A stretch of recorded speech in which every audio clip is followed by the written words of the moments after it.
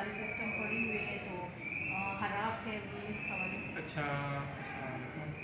मेरा नाम मेहरान अली और हमारा ये कंप्यूटर लैब जो है 2004 में बना है। और क्योंकि उस टाइम में 2004 में ये लैब बना था तो उसके मुताबिक ये बना है। अभी जो है हमारे पास ये सारे सिस्टम जो है ख़राब है, क्योंकि इसमें जो है 60 GB हार्ड डिस्क है और 1 GB रैम है, जिस मुकम्मल सिस्टम हमारे पास इस फंक्शन के मुताबिक इस्तेमाल नहीं होते। तो हमें हमारी सारे बंद पड़े हैं, ऑन सारे नहीं होते। ऑन नहीं होते जी। और ये लाइटिंग का सिस्टम भी ख़राब है। हमारा मुकम्मल लैब जो है इसकी रिपेयरिंग भी नहीं हो सकती। नहीं हो सकती, क्योंकि हमने कितनी मरतबा DO को भी जी लेटर भेजा है, सेक्रेटरीट वालों को भी भेजा है, लेकिन वो उन लोगों से कोई रिस्पॉन्सिबिलिटी हमें नहीं मिला। मतलब 2004 से अभी तक उन्होंने कोई इस पे काम नहीं किया है। तो आपके मुताबिक हमारे मुताबिक ये है कि हमारे लिए लैब जो है नया तैयार जबरान है, वहाँ पे हमारे स्कूल में पढ़ता हूँ 6th क्लास में। और हमको जो है ना कंप्यूटर लैब की सब ज़रूरत है, लेकिन यहाँ पर वो फैसिलिटी नहीं है। और हम कंप्यूटर क्लास लेना चाहते हैं, लेकिन यहाँ पर वो फैसिलिटी नहीं है। तो हम ये दरख्वास्त करते हैं कि यहाँ पर जो है ना कंप्यूटर लैब हमारे लिए फ़ाल किया जाए, ताकि हम ये फैसिलिटी हासिल कर सकें। अब क्लास में कितने स्टूडेंट हैं? क्लास में कितने स्टूडेंट हैं? हमारे क्लास में 50 स्टूडेंट। बैठने की जगह लेवल बराबर है? हाँ जी, बराबर है। ये हमारे कौम के बच्चे हैं और ये एजुकेशन का डिपार्टमेंट जो हमेशा से तजुर्बागार बना हुआ है, मुख्तलिफ़ तजुर्बे इस पर होते चले आ रहे हैं। अभी थोड़ा सा अल्हम्दुलिल्लाह थोड़ा सा इसको मौका मिल गया अपने पाँव पे खड़ा होने का, बेहतरी की तरफ भी गामज़न है। तो जहाँ जहाँ पे रुकावटें हैं, कुछ मुख्तलिफ़ डिपार्टमेंट्स की तरफ से इनको जो मसाइल दरपेश है, कुछ उसके हवाले से बात हुई, कुछ तलबा के तरबियत के हवाले से बात हुई, कुछ क्लास 4 के मसाइल पे बात हुई, कुछ क्लरिकल स्टाफ के हवाले से बात हुई, कुछ यहाँ पे जो मकीन है क्वार्टर्स में उसके हवाले से बात हुई। तो इस पर मौके पे ही कुछ जो मसले थे उनका अदाला तो कर दिया गया है, कुछ रहते उसके लिए कुछ टाइम दिया गया है। हमारी तवक्को है कि इंशाल्लाह चंद दिनों में ये मामला दुरुस्त हो जाएंगे। जहाँ तक बच्चों के तरबियत का मामला है, तो वालिदैन से ये मैं गुजारिश करूँगा इस हवाले से कि ये कौम के बच्चे, ये पाकिस्तान के बच्चे हैं, ये सिर्फ आपके बच्चे नहीं हैं, ये हमारे बच्चे हैं, इस माशरे के बच्चे हैं।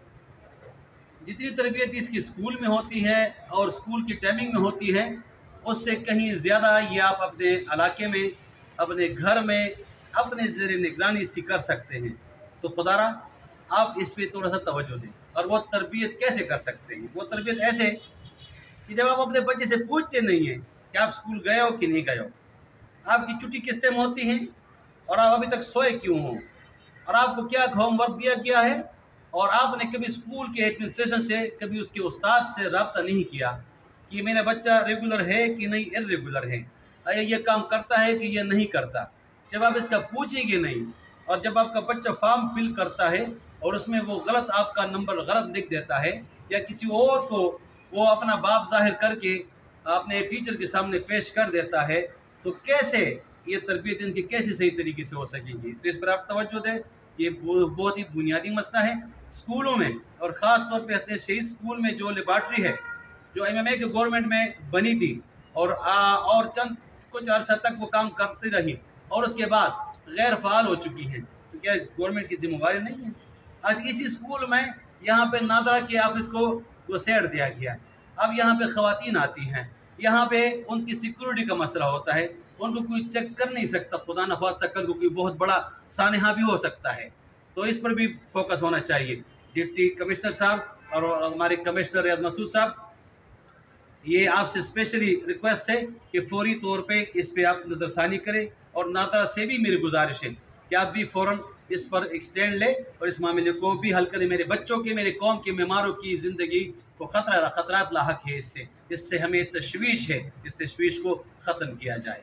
कारी साहब, दो चीज़ें सामने आई हैं। एक हसनैन शहीद स्कूल में जो यूनिफॉर्म का मसला चल रहा है, दूसरा हसनैन शहीद स्कूल के बैक साइड पे पुराने 2 दरवाजे हैं जो कि अशरफ रोड पे निकलते हैं, उनको कब्ज़ा करके आगे मार्केटें या दुकानें बना दी गई हैं। तो इस हवाले से भी ज़रा बताएं। बहुत बड़ा अलमिया है, ये आपने बहुत बेहतरीन सवाल किया, हमने विज़िट किया उसका। ये एक तारीख़ी विरसा है। ये हसनैन शहीद स्कूल ये नंबर 1 स्कूल के नाम से याद किया जाता था और ये एक तारीख़ी है।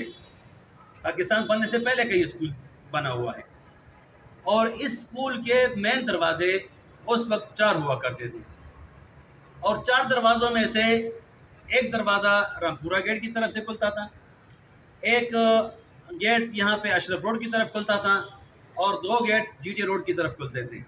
अब बदकिस्मती और अलमिया ये हैं कि एजुकेशन आम करने के साथ साथ, तरबियत करने देने के साथ साथ कि ये दावे करते हैं लोग और साथ में ट्रैफिक को कंट्रोल करने की बात करते हैं ये लोग, मुतल्लका मुक़्तदर हल्के और तबके, इस पर कभी उन्होंने गौर नहीं किया कि अगर इस स्कूल के बच्चे यहाँ पे 3-4 हज़ार बच्चे पढ़ते हैं, इसी साथ में नंबर 2 स्कूल जो उसामा शहीद हायर सेकेंडरी स्कूल सेनेटेरियल मॉडल, इसके साथ ही जोगेवाड़ा हाई स्कूल हैं, तो ये 3 स्कूलों के बच्चे मिल मिला के तकरीबन कोई 7-8 हज़ार बच्चे बन जाते हैं।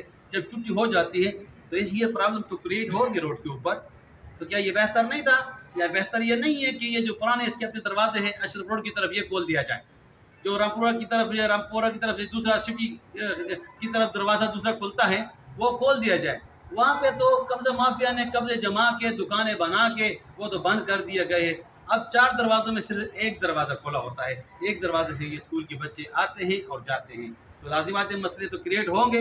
हमारा मुतालबा है सरमद कमाल साहब से, deputy Peshawar, DC Peshawar, deputy commissioner, बहुत ही माशाल्लाह एक इंटेलिजेंट और एनर्जेटिक शख्सियत है, उनसे हमारा मुतालबा है कि खुदा आप इस पर थोड़ा सा काम करें, ये स्कूल के विरसे को उसकी वो अपनी असली हालत में लेके आ जाए, कम से कम ये गेट तो खोल दे। आगे